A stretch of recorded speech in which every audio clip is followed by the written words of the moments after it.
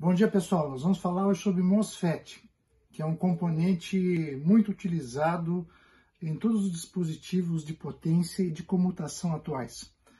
O MOSFET é um componente que tem 3 ou 4 pinos, normalmente 3 pinos, né? O gate, o dreno e o source.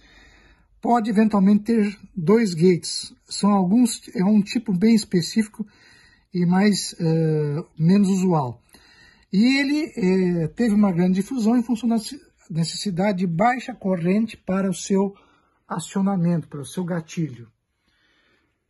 São 2 tipos básicos: o depressão, que é menos usado, utilizado em áudio e em dispositivos de baixo sinal. Aqui eu tenho um exemplo de um MOSFET depressão, um da série BF982 SMD, que tem gate 1, gate 2. Ele pode ser usado tanto para amplificação de baixos sinais de RF, como também para misturadores, que é o caso desse exemplo que nós estamos vendo. E os que são largamente utilizados são os tipos intensificação ou enriquecimento, que são usados para chaveamento para comutação. Esses aí têm muitas aplicações. Eu vou mostrar algumas delas para vocês. Por exemplo, aqui dentro de uma lâmpada, nós temos MOSFETs que estão comutando um dispositivo de chaveamento de potência e que aciona a minha lâmpada. Aqui eu tenho um amplificador de áudio, a fonte chaveada do amplificador e a parte de áudio propriamente dita, né, que é utilizada lá para acionar meus alto-falantes. Esse é um amplificador de áudio PWM de grande potência. Então aqui os nossos MOSFETs de potência, tem 2 aqui, tem mais 2 na parte inferior, tá? Então são utilizados na área de chaveamento. E o outro exemplo, nós temos aqui um transmissor de AM e em kit didático, feito pelos nossos alunos. E aqui está o MOSFET em comutação e potência RF, operando em classe E de Espanha. Bom, essas são algumas das aplicações dos MOSFETs, o tipo enriquecimento, principalmente no que concerne a chaveamento e comutação. Esse gráfico aqui da ST apresenta os segmentos mais usados exatamente pela indústria, né? Então, os tipos de enriquecimento são os mais utilizados, de canal N, em baixa e alta tensão. Vejam que efetivamente eles estão em chaveamento. E os de alta tensão tem os convencionais, cada fabricante tem uma tecnologia específica de fabricação, e os atuais carbeto de silício, que conseguem atingir tensões acima de 1000 volts com absoluta tranquilidade. Esse gráfico da ST é muito interessante, porque ele apresenta as principais características. Como é que funciona o MOSFET do tipo enriquecimento? Ele está aqui, ó, na sua curva de transferência da tensão entre gate e source e a corrente de dreno. Vejam que a partir de uma determinada tensão, melhor dizendo, VGS threshold, ele inicia a condução. Então, abaixo dessa tensão, ele não conduz, está cortado. Acima ele conduz, ele está normalmente operando. Essa tensão ela é muito importante, essa tensão de limiar, porque ela tem vários outros fatores, além da condução ou não propriamente dita, que nós vamos falar a seguir. Mas esse é o primeiro parâmetro relevante de um MOSFET. Essa tensão normalmente em torno de 4 volts, para a grande maioria dos MOSFETs de chaveamento de comutação. Quando ele está, então, em corte, quando ele não está conduzindo, que é essa região aqui de VDS, tá? A corrente é nula, VDS muito alto, o parâmetro relevante a ser considerado é a tensão de avalanche entre dreno e source. Essa tensão não pode ser excedida, porque senão, evidentemente, ele entra em curto, ele queima. A outra região, a região ômica, ou de condução, ou seja, eu tenho uma corrente elevada no componente, tem dois parâmetros a serem considerados. A RDS-on, que é a resistência entre dreno e source, quando ele está conduzindo, ela determina as perdas exatamente nesses momentos de condução. Ele se comporta como um resistor quando está conduzindo. E a corrente de dreno máxima que ele vai suportar. Para a comutação com carga resistiva, os fabricantes apresentam alguns parâmetros que dão os tempos de entrada em condução, que é o T-on, cujo elemento preponderante é exatamente o tempo de subida, né, que é o TR, e o T-off, que é o tempo de decaimento total, cujo elemento preponderante é exatamente o TF, fall time, que é o tempo de decrescimento do sinal.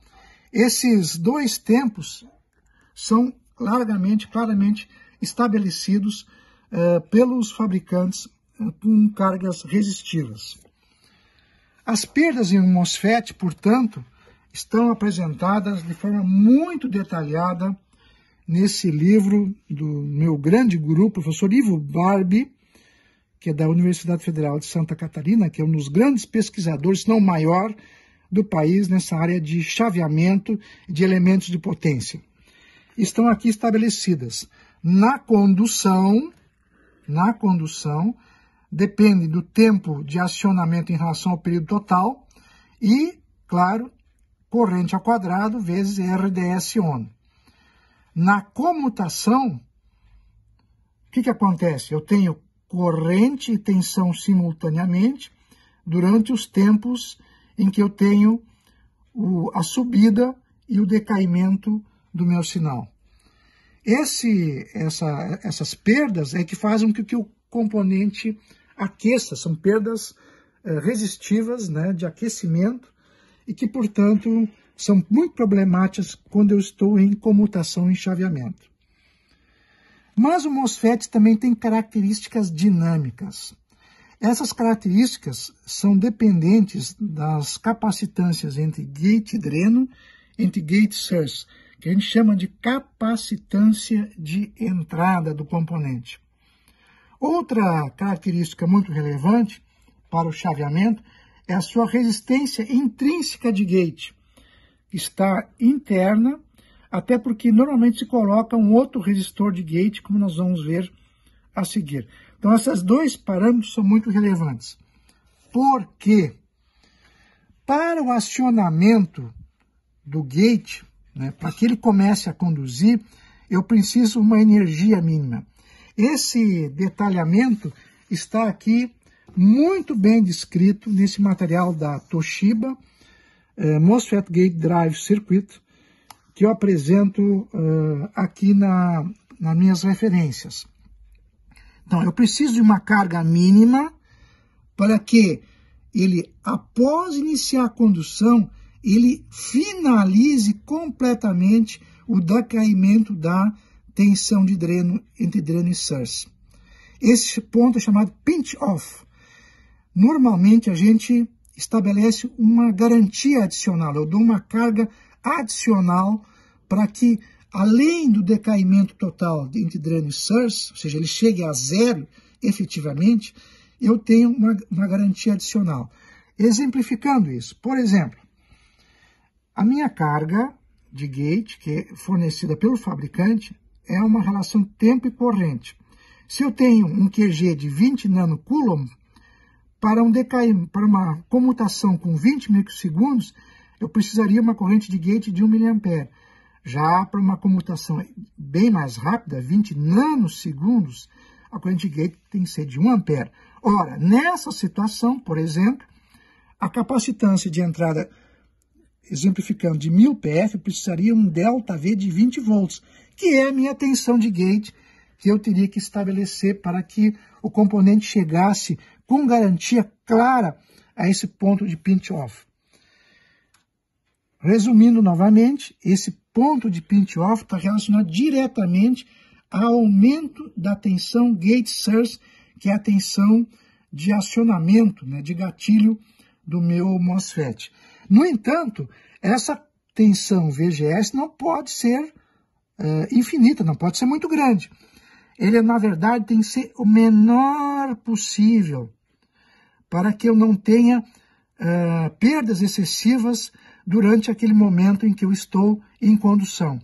Esse ponto, ele é muito sensível, ele é um ponto que nós temos que encontrar relacionando essa teoria com a nossa prática.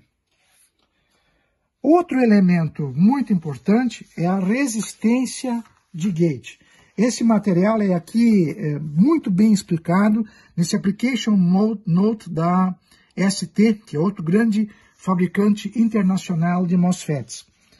Normalmente nós colocamos o resistor externo de gate, portanto, ele é adicionado ao RG intrínseco. A determinação é simples. Eu tenho a tensão de gate sobre a corrente de gate e encontro a RG. Só que eu tenho que definir isso cuidadosamente, porque um resistor de gate muito elevado afeta a segurança de controle das condições de trabalho no MOSFET. Então, eu tenho que considerar a corrente de gate, a potência dissipada para acionamento e os tempos de subida e decaimento para estabelecer esse resistor de gate externo. Se nós quisermos, finalmente, informações mais detalhadas sobre esses pontos que eu considerei, sugiro que todos utilizem os sites dos fabricantes internacionais, alguns deles estão aqui estabelecidos, né? Eu utilizei alguma dessas referências.